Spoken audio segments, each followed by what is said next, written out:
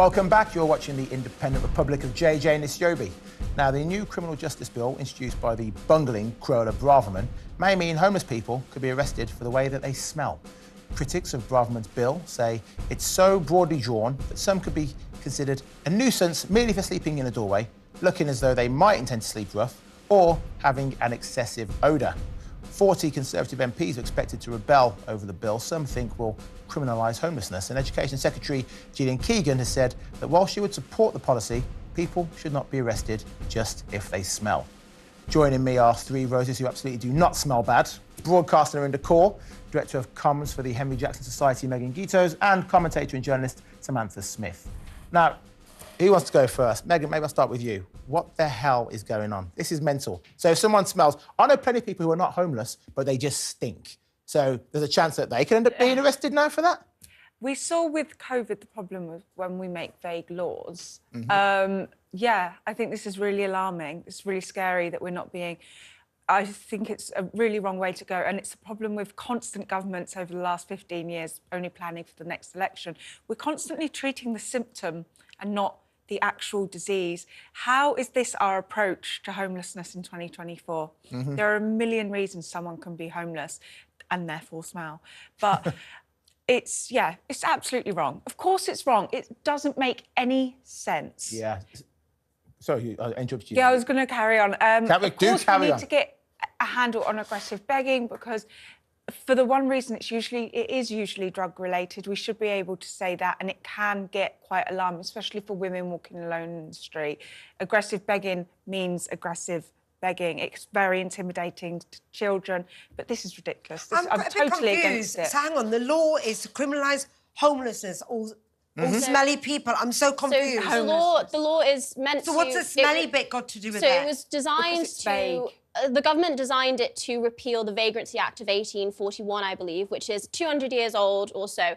And in a similar way to, for example, if you think about the Sexual Offences Act, how that decriminalised homosexuality between men over the age of 21, what the government is saying they intend to do is to decriminalise homelessness in a similar way to the Sexual Offences Act, because this is, you know, supposed to replace an outdated piece of law that has no practical application to the way that we deal with homelessness in the 21st century. However, as Megan, you rightly pointed out, the issue is with the vagueness of the policies behind this law, and that, you know, I was homeless at the age of 16. I slept in McDonald's. I worked 3 jobs to get through sixth form, and I know firsthand how utterly incompetent the current framework of legislation around homelessness is, particularly for young people. So, you know, it's possible for a 16-year-old who was under social services like myself, had social workers, to be declared voluntarily homeless and to be, you know, told that you are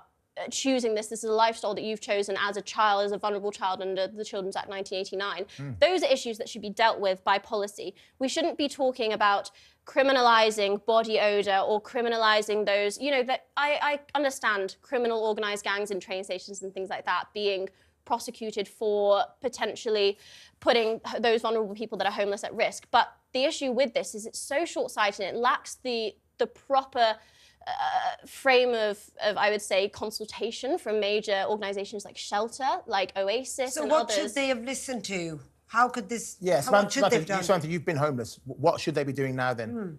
I think that the first point of call is to, on both sides, Labour and the Conservatives, we need to stop treating these kinds of issues, whether it's immigration, housing, race politics, as black and white, and as though, you know, we are either solving a problem or you know, the other side are creating a problem.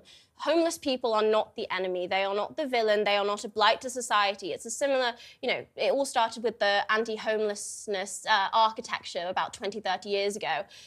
We need to start addressing the roots of that adult mental health issues, drug rehabilitation, proper halfway houses and rehabilitation after prison or when people leave mental health facilities, social care, etc. And rather than, you know, as you said, addressing the symptoms, the people that we see blighting our streets, that are sleeping in doorways, etc., all of that sort of stuff, we need to think about why are young people, why are vulnerable individuals exiting organised care, whether that's social care, social services or mental health facilities, and going straight onto the streets and into the hands of predatory gangs and people like that. Narinda, one of the things that they're suggesting is that homeless people will be given a 2K fine, £2,500 fine. Well, they wouldn't have the money. Precisely. Right. It seems a ridiculous law. So why are the Tories pursuing this? I don't know who they're trying to keep happy. Is it we've got a general election coming soon, or who they're trying to keep happy here? I think that homeless, they don't really harm anyone. They kind of keep themselves to themselves. That's not the truth, though. Not when Really? it comes to aggressive begging. Yeah, I would say that's not. When you say technically the aggressive truth. begging, like I've just got back from It's Istanbul. drug motivated. But again, I think we need better rehabilitation for people on drugs, arresting them, fining them, moving them on. This helps no one. It doesn't But help rehabilitation, that costs money. Yeah. There's a lot of money will be involved in this. Yeah. Well, as the three of you are disagreeing, let's move on to the next topic.